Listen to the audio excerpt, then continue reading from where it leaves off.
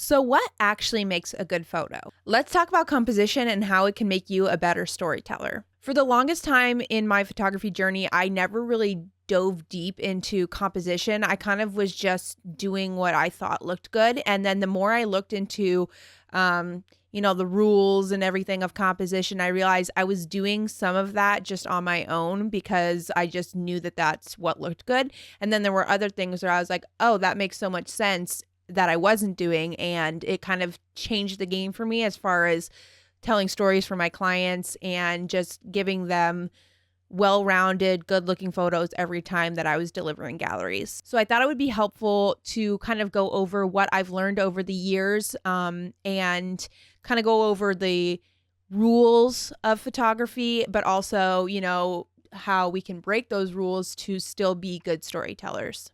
The whole theme of this video is to learn the rules like a pro so you can break them like an artist. So what is composition and why does it matter? I'm going to read off of my screen the definition of composition just so I get it word for word. And then we will go over some, foundational rules of composition, and I'll show you some examples from my photos. So composition is the arrangement of visual elements within a frame to guide the viewer's eye and communicate a story, mood, or message effectively. The whole point of taking photos and sharing photos is to communicate a story, right? Whether that's in nature or with a couple or, someone walking down the street, it's communicating something. So there are some rules that you mostly shouldn't break. And then there are some rules that you can break, and that could be all of them, honestly. Just it's more about like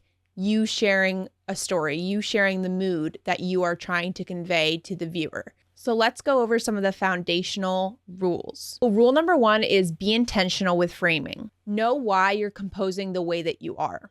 The second rule is about cropping limbs. You always want to crop above the joints. And that's just so that it doesn't look like weird and like someone's body parts are cut off. Another rule is that you don't want the horizon to go through someone's head in a photo. Again, you can break rules. And so sometimes maybe that might look good, but sometimes it's just very like visually unappealing to have like the horizon line going through someone's like forehead. So just keep that in mind when you are shooting. Another one that can be broken, and when it is broken, it should be done like really intentionally and really well, but straight horizons. So I am always looking at my horizons and making sure that they are straight, and that way it's not distracting and you're focusing more on your subject. So for me, I mainly shoot elopements, and so I'm making sure that my horizon lines in the background or like mountains in the background are straight so that you're not, looking at the weird crookedness of the horizon instead of my couple. And like I said, rules can be broken. And so, there's this trend going around right now of everyone, composing their photos to have a Dutch angle, which is where the horizon line is crooked. And there is a way to do that looks really good and intentional. But sometimes it just looks like you didn't notice that your horizon was crooked. So just keep that in mind. If you're doing it intentionally, think again, like I said, about what is the intentionality behind that? Why are you composing it that way? Are you showing motion? Are you showing some sort of mood change in your photo? Whatever it is, just make sure that when you are doing the Dutch angle, that it is like super, super intentional. Let's go over some pictures that kind of go through some of the rules that I just talked about. And we'll also go over some of the crop overlays in Lightroom so you can kind of, as you're going through your photos and editing, crop them with intentionality and, centering your subject or, rule of thirds. And we'll kind of get into that a little bit. Okay, so let's go through the cropping overlays in Lightroom, and I'll just kind of go through them and explain them really quickly and how you would use those. So I'm going to come to the crop button right here, and to cycle through these in Lightroom, you're just going to press O. So right now I'm in the rule of thirds, so you can see I have my couple like right here for the rule of thirds. Next crop is center. So this will, you have the center perfectly right here. You know, you have these boxes here too to kind of help you visualize if you want to put, you know, something in these different planes. But overall, this is to just make sure that your subject is perfectly centered right here. So golden spiral, you want your subject to be right here. And then, you know, if there are some like spirals in your photo, this is a great way to have like that natural visual curve towards your subject. The next one is aspect ratios. So this is nice for when you are, you know, cropping specifically for printing or social media or anything like that. So it'll show you like, you know, 2:3, 4:5, 5:7. So that's just, you know, if you're thinking about printing something or you're giving your client something specific for social media, this is great to visualize. Next one is grid. I use this one more for if I have a group photo and I want to make sure that the edges here and here are the same so that you can tell if the photo is perfectly symmetrical with a bunch of people. This is also really good for making sure your horizons are straight, because no matter where the horizon is, you always have one of these lines here that's going to help you visually see where you need to be straightening. So then for diagonals, this is for your photos that have really strong diagonals in them, and it'll help you just center them and draw your attention towards your subject. So then we have triangle, and this is just right here and here. These points are where it would be pleasing to have your subject. And then these lines here will just help you create leading lines to draw your eye to the subject. So those are just some helpful overlays that I sometimes use when I am cropping, but it's also just nice to have those in your mind visually when you are shooting out in, you know, your actual session.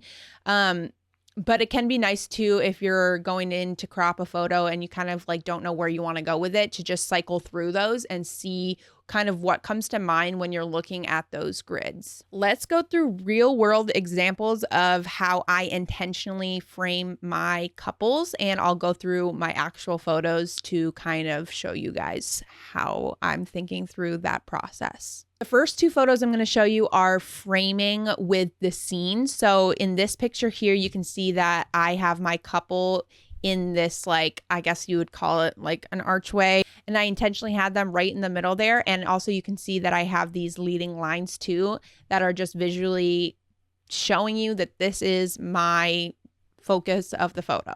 You can also see that these like lines in the rocks and even these lines up here in the rocks are kind of all leading you towards the couple and shows you that they are walking away from me. And then also framing with the scene, again, I have this bush, I guess you would want to say, in the foreground that is drawing your attention immediately towards the couple. So, you know, you are looking at the couple, and then when you look at the bushes, it's kind of bringing you back to the couple. So using nature to draw your focus into your subject. Then we'll talk about leading lines, and this is one of my favorites. So you can see that I have my couple centered right here in the photo, and these lines in the road are drawing your attention right to my subject. And for the next photo, I have these lines here of the aisle leading you towards the, you know, bride and her dad walking down the aisle, and then it kind of keeps going, if you notice, towards the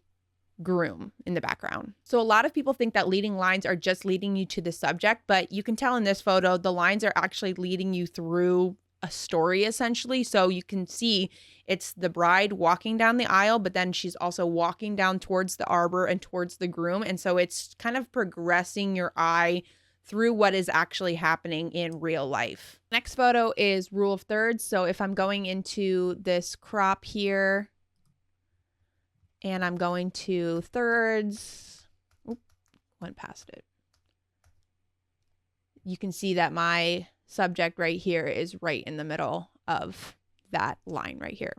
So now I want to talk about balanced spacing and visual weight. So sometimes you think that you want to crop your subject like right in the middle and it's going to look good.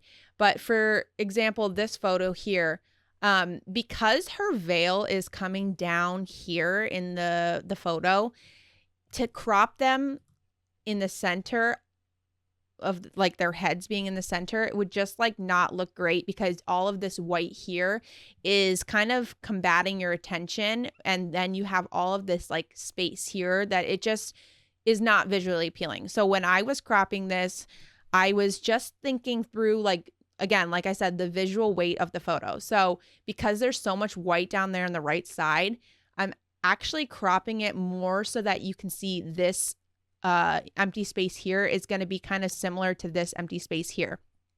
So to me, this just looks way more visually appealing.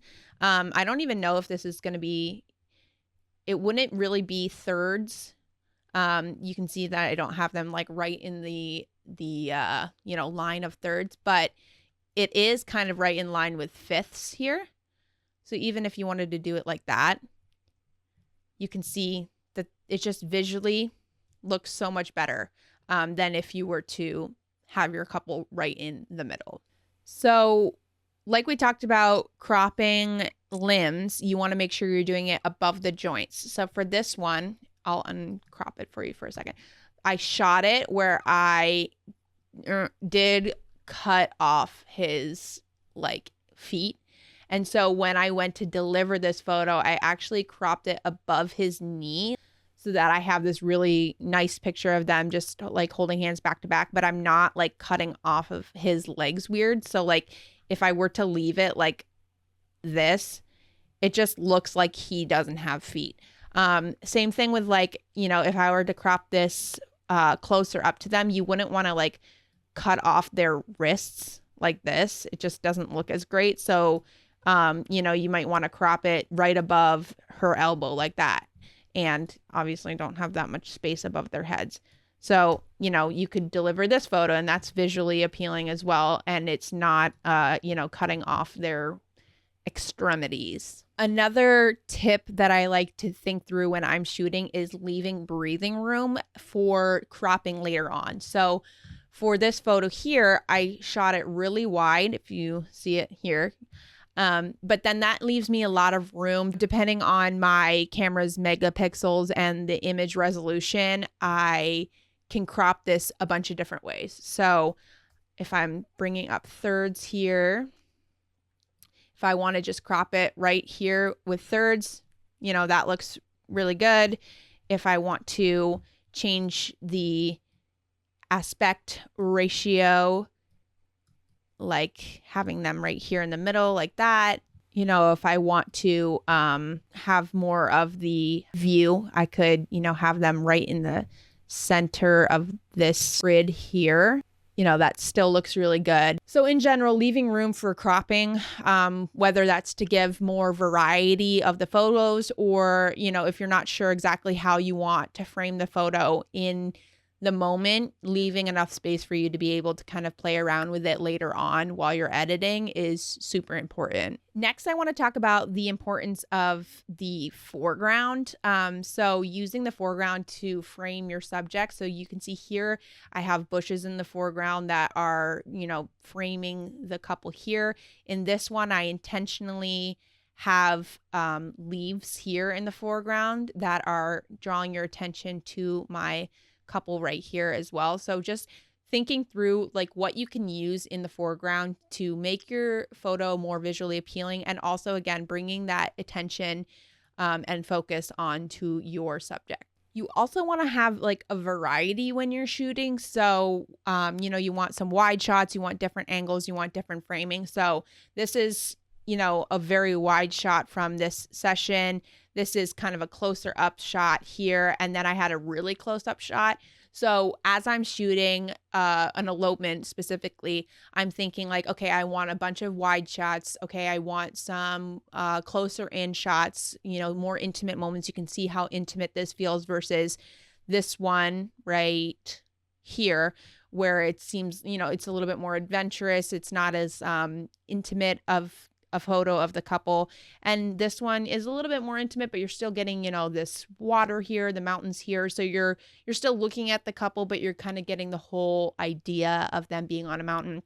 And then again, coming into this one's like super close up of them and really intimate. And, you could even go in even further and crop up here and make it like super, super intimate where it's just you're only looking at them hugging and, you know, the couple here. So just thinking through having different, you know, a different variety of shots when you're shooting. And then I want to show you an example of straight horizon and how that is, you know, visually appealing versus, and I intentionally did this where it is off-centered, and it just, to me, this is like bugging me because it just looks not very intentional. But like I said, you can make that Dutch angle intentional and interesting. And so what I found, at least for me, is when I'm doing a Dutch angle, I'm wanting to have a lot of like movement. And so the best way that I found to utilize a Dutch angle where it's actually adding to the story and adding to the composition is in dance photos. And so I'll show you an example here. You can see very clearly that the horizon is, you know, very crooked. But for this photo, I think it really works because these, you know, girls are dancing together at this wedding, and you can see I have a slow shutter with a flash to like do light drags here. And so it's just adding to the kind of, I guess you'd say, chaos of the photo and showing the movement, the dancing. You kind of just get the vibe from this photo that they're having a good time and they're dancing and they're going crazy. And so I think this is a really good use of Dutch angle where I'm intentionally doing that to further the story, to tell the audience this is a party photo dancing scene and they're going crazy. So I want to reiterate that rules can be broken and they should be broken, especially in art. I think, you know, you can do whatever you want, really. When it comes to storytelling, though, and just thinking through intentionality with composition, there are some rules, obviously, that we want to keep in mind when we're shooting. And one of the things that I really want to like drive home about this whole video is that you want to learn the rules like a pro so that you can break them like an artist.